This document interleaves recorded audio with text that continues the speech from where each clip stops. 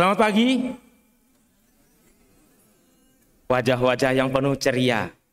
Katakan kepada saudara-saudara di kanan kiri, Tuhan berkati Anda. Katakan, 1, 2, 3. Sebentar, ada maksudnya. Mengapa saya meminta Anda begitu? Anda kan belum tentu mengenal, paling mengenal saya tahu, tapi kan kadang-kadang tanpa Anda sadari kan ada tamu-tamu dari luar kota atau dari mana yang Anda tidak kenal duduk di sebelah kanan Anda. Mungkin, mungkin sedang punya masalah problem berat. Tetapi senyuman Anda dengan mengatakan Tuhan berkati menyejukkan hatinya. Amin. Jadi dengan tulus ikhlas. Jadi gini, lihat saya. Tuhan memberkati. 1, 2, 3. Baik. Sebelumnya perkenalan dulu. Supaya kan nanti bingung siapa yang menemani Pastor Marriott itu. Kalau beliau kan sudah dikenal toh. Pasti toh. Siapa tidak mengenal beliau? Lalu. Baik, saya bernama, mau nama panjang atau nama pendek? Panjang sekali. Yang bisa mengingat nama saya panjang, silakan menghadap Pastor Marriott untuk mendapat hadiah. Nama lengkap saya Pastor Yohanes Lulus Bidodo Projo Noto Botolimo Ambruk Sedoyo ing ngarsa sing tulodo ing matur mangan kaso tuturi andani jet basuki mopio. Enggak penting. Tidak penting itu semua. Panggil saja Pastor Lulus. Lulus SD, lulus SMP. Serius. Banyak enggak percaya. Pastor Marriott banyak enggak percaya. Masa lulus?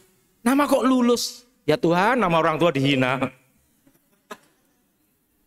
Namanya Pastor Lulus, cukup lulus SD, lulus SMP. Saya bertugas tidak terlalu jauh dari Sumatera, di Agat, Asmat, Papua Selatan. Serius, dia itu bingung lagi nanti. Saya di Medan ini dalam rangka pertemuan PKSN yang digagas Ketua Panitianya Pastor Marriott sebagai Ketua Komsos Kuspan Agung Medan. Saya Ketua Komsos Kuspan Agats. Jadi sekarang saya berada di sini bertemu Anda. Baik, saudara-saudara yang terkasih, itu nama. Apalah arti sebuah nama? Yang penting sekarang firman Tuhan. Amin. Firman Tuhan itu lebih penting. Mungkin Anda mendengar lagu ini dan sering mendengar, saking seringnya menjadi biasa. Tapi kalau menurut saya, apalagi dengan tugas saya di Asmat, wow luar biasa, di Papua. Lagu itu sangat menyentuh saya. Jangan mendengarkan suara saya yang fales, tapi maknanya. Amin. Hidup ini adalah kesempatan. Baru awalnya saja saya sudah tersentuh, saudara-saudara. Baru awalnya. Hidup ini untuk melayani Tuhan. Kalau di kota, lagu itu biasa. Tapi kalau di Papua, saudara-saudara, beginikah melayani engkau? Jangan sia-siakan waktu yang Tuhan. Hidup ini sementara, hanya sementara. Dan bait kedua itu benar-benar sungguh menyentuh saya. Oh Tuhan, pakailah hidupku. Perhatikan, paman yang oma-oma, ini ada oma-oma. Halo oma, saya kenal mereka ini. Sarangiu. Mereka om. Oh Tuhan, pakailah hidupku selagi aku masih kuat. Tuhan masih pakai saya masih kuat, saya melayani di Papua. Bila saatnya nanti ku tak berdaya lagi, hidup ini sudah jadi berkah. Amin, saudara-saudari. Amin, begini, saudara. Merdeka. Baik, saudara-saudara yang terkasih, bila saatnya nanti ku tak berdaya, dan aku sudah menjadi berkat, Anda menjadi berkat. Bacaan pertama tadi, berbicara mengenai benih-benih. Dan ditegaskan kembali oleh Tuhan Yesus dalam bacaan Injil. Dan bacaan kedua, Rasul Paulus menggambarkan perjuangan untuk menjadi sempurna itu tidak mudah. Tidak mudah, saudara-saudara. Saya ini Kalau saya bilang jelek-jelek itu kan penghinaan untuk diri sendiri. Keren-keren begini, kan biasanya orang kan jelek-jelek begini toh, itu pesimis. Kalau saya nggak mau, keren-keren begini. Sudah mencicipi kuliah di Roma. Buongiorno. Serius, saudara-saudari. Tapi sejauh-jauh sekolah di Roma, ke Papua juga. Kadang-kadang, mohon maaf, kadang-kadang saya bertanya, di keheningan malam di Papua, sinyal nggak ada, listrik nggak ada, temennya nyamuk, malaria lagi, aduh. Lihat, saya bukan cerita, bukan mengeluh, tidak. Tapi saya mengungkapkan perjuangan batin, pergolakan. Saya jadi Romo belum lama. Pastor Mario berapa tahun jadi pastor? Hah? 14 tahun. Mudah banget. Saya jadi Romo baru 27 tahun. Tapi kelihatan muda toh? Lihat. Dan ini serius saudara-saudara yang terkasih. Saya merenung dalam malam hari itu, saya bertanya, apa maksud, perhatian ya, apa maksud Bapak Uskup saya? Karena saya bukan Projo Agats, saya Projo Palangkaraya. Setelah pulang dari Roma, dikirim ke Papua. 80% umat saya tidak bisa bahasa Indonesia. Capek deh. Mau pendidikan Roma, mau pendidikan Tarutung, sama aja. Nggak bisa.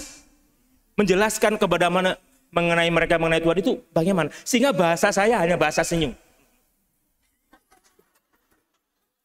Saya menyapa, setiap pagi ketemu orang saya sapa, selamat pagi Bapak, Pace, selamat pagi Mace. Ada ibu-ibu agak tua saja, selamat pagi Mama. Saya bilang selamat pagi Mama, dia bilang aku bukan Mama, aku Nona. Dan ini serius, saudara, serius. Saya pergolakan malam hari di kampung-kampung dan lain sebagainya. Saya merenung, Tuhan punya misi apa untuk saya? Saya mengatakan Tuhan, bukan uskup. Perhatikan baik-baik. Anda pun sebagai umat akan mendapat tugas demikian dari Tuhan. Ingat, Tuhan. Tuhan yang memilih Anda. Tuhan yang memilih saya. Tuhan memilih Pastor Maria. Tuhan memilih kita semua. Nah, pertanyaannya, apakah aku di tempat yang salah? Ini penting. Ding, ding, ding, dang, ding, ding. Saudara-saudara yang terkasih, apakah aku berada di tempat yang salah? Ini pertanyaan yang sangat-sangat penting. Makanya saya kadang-kadang melihat sesuatu menjadi hitam, saudara. Bukan sulap. Oh, pastor kok di gereja katedral? Saya bukan main sulap. Lihat, Yesus pakai perumpamaan, betul? Saya juga pakai perumpamaan ini. Perhatikan, saya juga belajar dari Tuhan Yesus, kan? Yesus guru saya. Nah, saudara-saudari yang terkasih, perhatikan baik-baik sharing saya ini. Saya yang biasa dalam arti selama beberapa tahun di Roma, mengalami pendidikan yang luar biasa, tiba-tiba saya berada di tengah-tengah manusia yang sangat sederhana. Betul-betul sederhana sekali. Tidak bisa bahasa Indonesia, tidak ada sekolah. Sekolahnya ada gurunya yang tidak ada. Sehingga saya mengajari membaca bab ini a.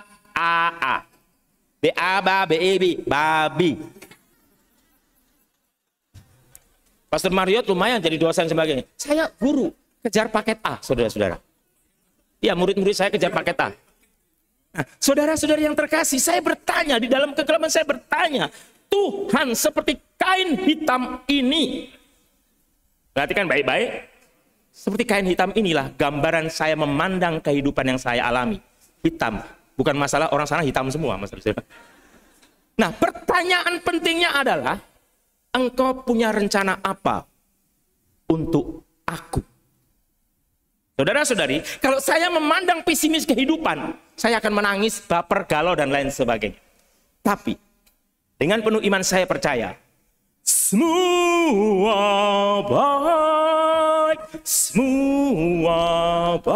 semua baik, karena yang hitam menjadi seperti pelangi. Saudara.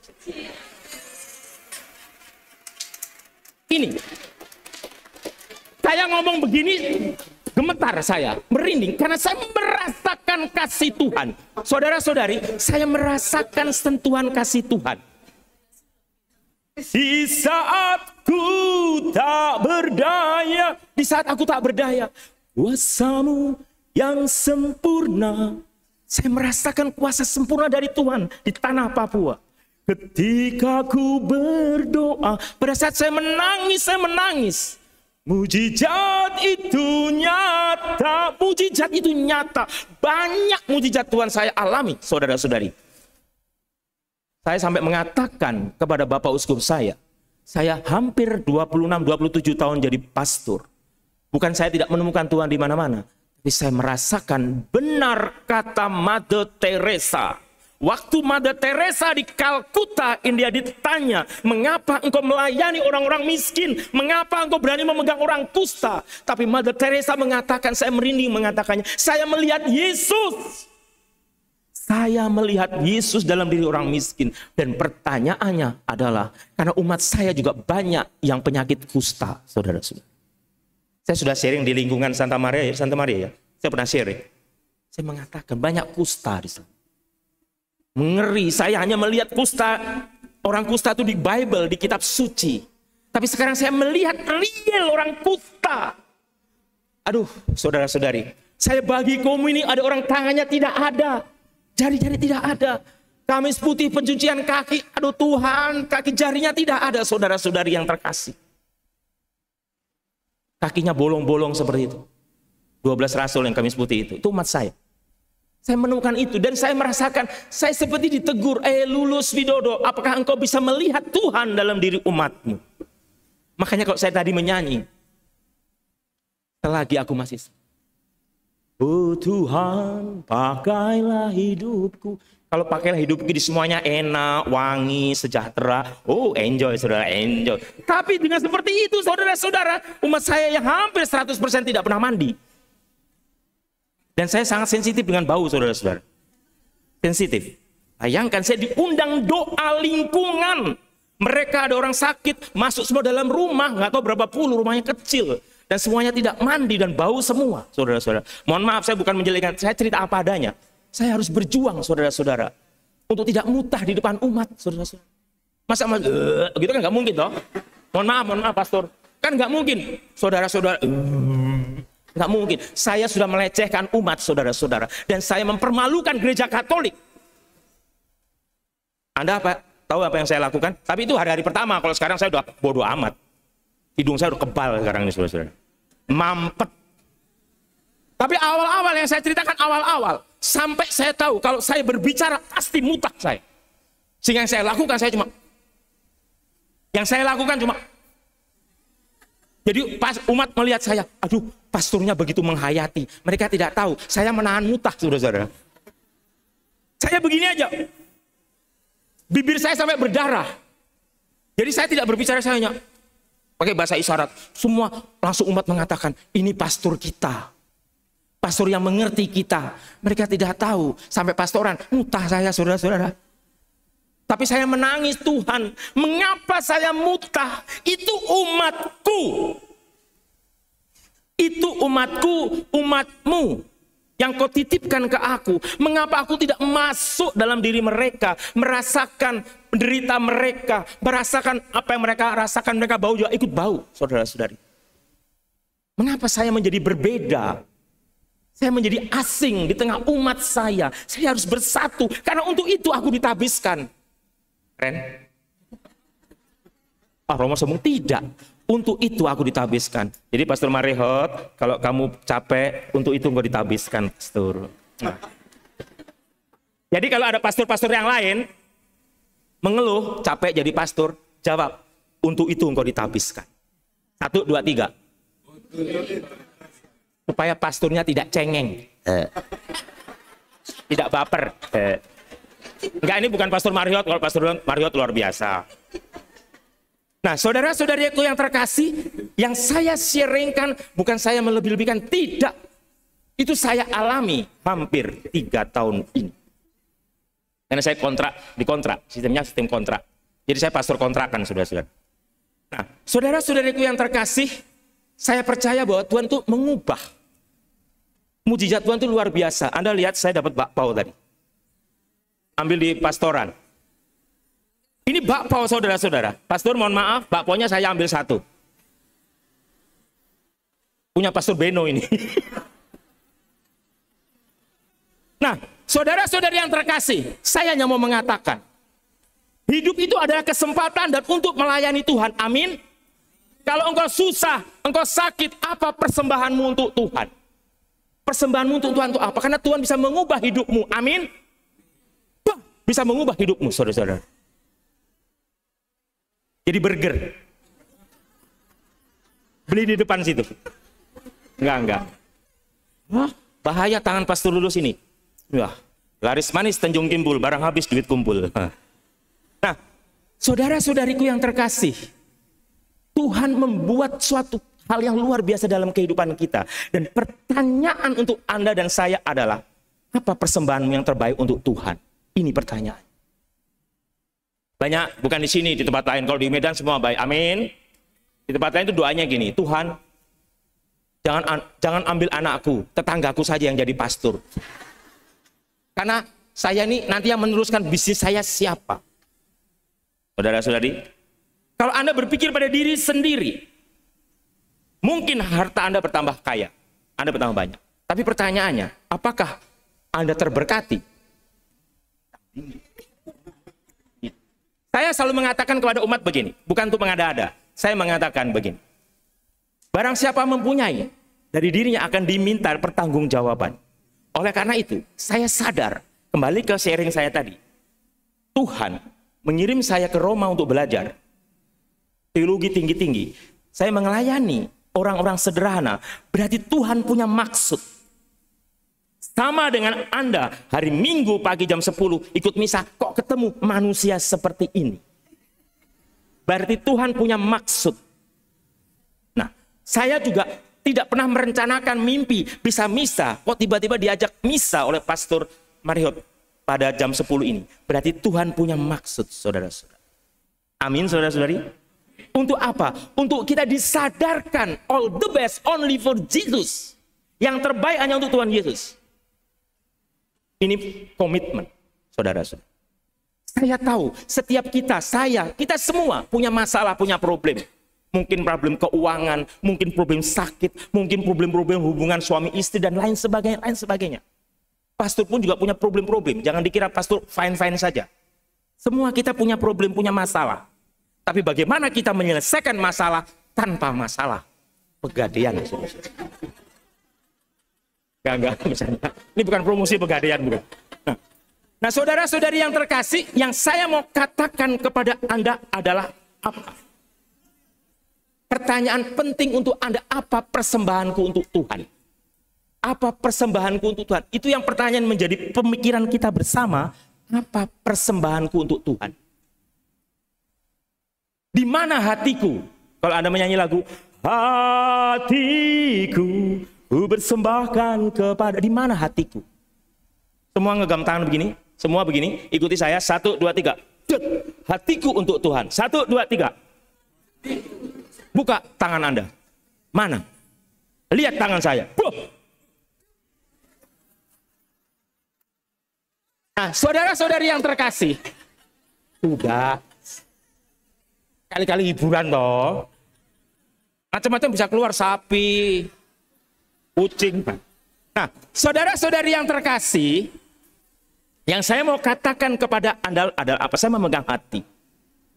Saya tadi sharing tentang saya harus berjuang di tengah-tengah masyarakat Papua yang begitu sederhana. Dan saya harus mencintai mereka. Dengan pikiran, jangan-jangan saya bisa ketular kusta. Perhatikan baik-baik. Karena hampir separuh, hampir 60% umat saya kusta.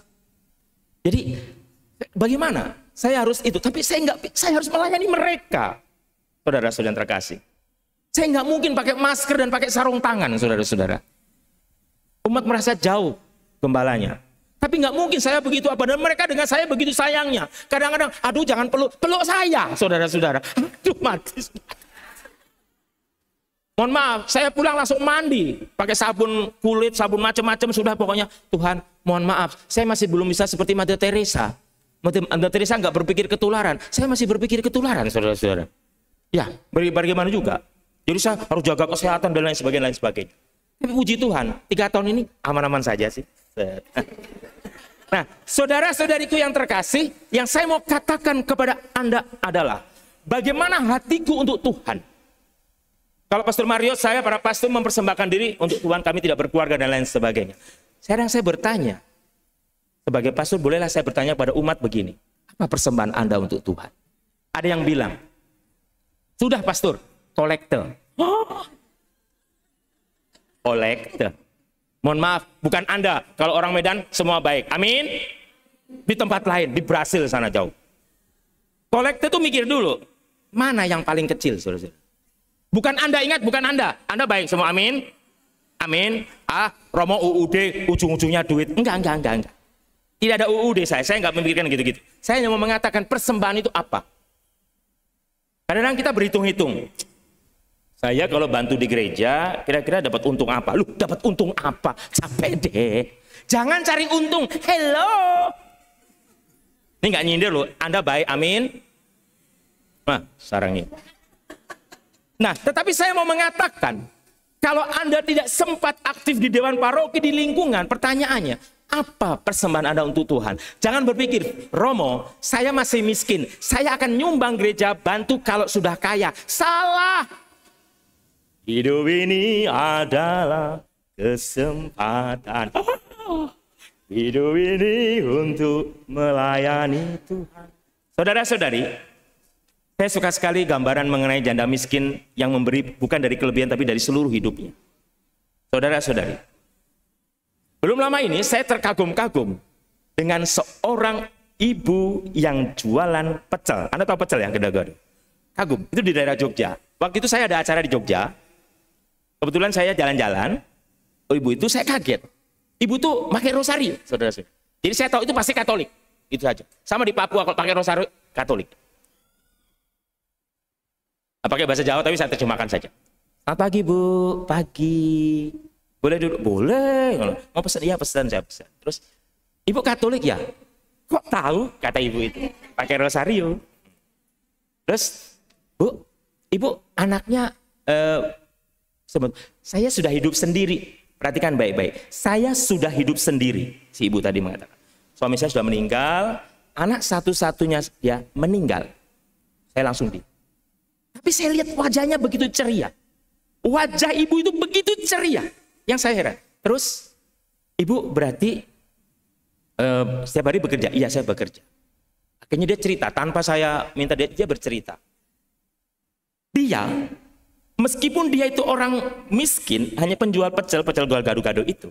Perhatikan, setiap Sabtu dia bungkus hampir 100 bungkus. Dia kirimkan ke panti asuhan. Dia bercerita dan dia penuh semangat. Dan dia mengatakan, dan dia itu punya 2 kaleng. 2 kaleng, saudara-saudara. Jadi kalau orang bayar pecelnya, yang luar biasa itu, selalu dia ambil separuh. Dalam hatiku, dan untungnya dari mana? Karena yang separuh dia bilang, ini mau persembahkan untuk gereja. Setiap minggu saya bawa kaleng itu ke gereja. Saudara-saudari, dengar cerita dari ibu itu, saya sebagai pastor pun saya kaget tersentak. Orang sederhana. Mungkin Anda berpikir, dia kan gak ada tanggungan apa-apa. Saudara-saudara, in psychology, we call that defense mechanism. Mekanisme pembelaan. Kalau orang yang ngomong gitu, berarti itu mekanisme pembelaan. Saudara-saudari, kita tidak tahu Tuhan tuh begitu menyayangi kita. Anda memberi berapa, Tuhan tahu, saudara-saudari. Bukan hanya kepada gereja, kepada siapa saja. Anda berbuat baik, berhati baik, Tuhan tahu. Saudara-saudari. Dan dalam sejarah hidup saya sebagai pastor sampai hari ini, belum pernah saya mendengar orang miskin karena berbuat baik. Tidak ada. Tapi miskin karena kalah judi banyak. Miskin karena kalah perhitungan bisnis banyak. Miskin karena banyak. Tetapi miskin karena berbuat baik tidak pernah. Setidaknya saya belum pernah. Tapi ada yang bilang, Romo, saya miskin karena berbuat baik. Iya, tapi sebelumnya dia tidak baik duluan. Jadi itu. Nah, saudara-saudara yang terkasih, untuk menutup renungan ini saya hanya mau mengatakan hal ini. Hidup itu berat, saya tahu, saudara. Penuh tantangan, saya tahu. Tapi, seperti yang dikatakan Pastor Mario tadi di pembukaan, karya Tuhan luar biasa. Tuhan itu bekerja diam-diam. Pastor tadi mengatakan Tuhan itu bekerja diam-diam dan terus bekerja dalam kehidupan Anda. Pertanyaannya adalah, apakah kita juga mau bekerja sama dengan Tuhan? Saya, dengan gambaran idealisme begitu tinggi, pendidikan sebagai orang yang didik di Roma, segala macam, saya dengan idealisme begitu tinggi, dengan pengetahuan yang begitu luas, datang kepada orang sederhana. Saya belajar melihat karya Tuhan dalam kehidupan saya. Anda juga belajar melihat karya Tuhan. Tetapi pertanyaan penting untuk menutup renungan ini, apakah aku mau bekerja sama dengan Tuhan? Dan kerjasama itu diawali dari apa? Tuhan, apa yang aku punya, Engkau punya. Saudara-saudara yang terkasih, konsep ini menjadi pegangan kita. Bahwa semua yang aku terima adalah titipan Tuhan. Jadi, kalau aku punya kesempatan memberi yang terbaik, aku berikan. Karena aku tahu, dalam nama Tuhan Yesus, Tuhan menggantinya 100 kali lipat. Saudara-saudara. Amin. Itu terjadi dengan saya, saudara. Tuhan mengganti, Tuhan memberi kekuatan pada saya. Badan saya tambah sehat. Bisa tanya Pastor Mario, saya ini sehat. Benar-benar, saudara-saudari. Kuat betul-betul, saudara-saudari. Heran, Pastor Mario itu heran dengan saya. Saya umur 57, saudara-saudara. Tapi push up, saya tanya anak-anak muda di sini. Kalian bisa push up, nih misinar, sekali push up 200 bisa? Ini jagonya. Anda tahu Restock pull up dijuluki the king of upper body workout. Itu pull up. Saya sekali pull up bisa 30 kali, saudara-saudara. Jadi polisi saya cuma 18. Oh. Karena apa? Semangat hidup saya tinggi. Biasa dorong perahu di Papua sana, saudara-saudara. Saudara-saudara yang terkasih, kalau Anda pegang tangan saya, tangannya kasar, saudara. Saya suka kerja keras. Kerja, mari kita kerja. Baik, saudara-saudara yang terkasih, itu permenungan dari saya. Semoga Anda melihatnya, mendengarnya, dan mengalaminya. Semoga Anda merasakan sentuhan kasih Tuhan. Dan berikanlah yang terbaik untuk Tuhan. Dan jangan pernah perhitungan dengan Tuhan. Saya ulangi. Jangan pernah perhitungan dengan Tuhan. Jangan hitung-hitung dengan Tuhan kok hitung-hitung, saudara-saudara. Karena kita sering berdoa, Tuhan berkatilah perusahaanku, Tuhan berkatilah mobilku, Tuhan berkatilah anakku yang di luar negeri, berilah kesehatan, bla bla bla bla bla bla. Tuhan mungkin tidak mengatakan, Allah sumbanganmu sedikit, enggak, saudara-saudara. Tuhan hanya tersenyum, anakku nakal. Saudara-saudara yang terkasih. Tapi, saudara-saudari, kalau Anda berpikir nih, Tuhan, saya tahu tuh. Saya juga membutuhkan, tapi banyak orang juga membutuhkan. Banyak tetangga saya juga susah, saudara-saudari. Dan yang saya takutkan, semoga tidak terjadi. Saudara-saudari, semakin saya punya, Romulus ini punya, semakin saya diminta pertanggungjawaban dari Tuhan. Semakin Anda punya, semakin Anda diminta pertanggungjawaban. Siapa yang punya banyak, akan dituntut banyak. Hati-hati nih, tangdeng, tangdeng, tangdeng. Siapa yang dipunya banyak, dituntut banyak. Bersyukurlah yang punya sedikit, tuntutannya sedikit. Jadi kalau mobilnya satu, tuntutannya nggak banyak. Kalau mobilnya dua, tuntutannya banyak, saudara-saudari. Lu punya mobil 4, lingkungan perlu aja nggak bantu, capek deh. Gitu loh, jelas ya. Pastormu memerlukan, nggak dibantu, capek deh. Ini Pastor Mario nggak pesan-pesan apa-apa loh dengan saya. Ini nggak ada pesan-pesan, Pak Pastor? Tidak pesan sponsor dengan saya ya? Tidak ya? Oh, tidak. Tanya beliau. Saya ngomong apa adanya. Saya hanya mau mengatakan kebenaran. Kalau hatimu terbuka untuk kemuliaan Tuhan. Dan kemuliaan Tuhan itu banyak. Tidak harus kolektor. Tidak harus ke panti asuhan. Kemana saja. Yang penting hatimu terbuka pada orang yang memerlukan pertolongan. Maka saudara-saudariku yang terkasih.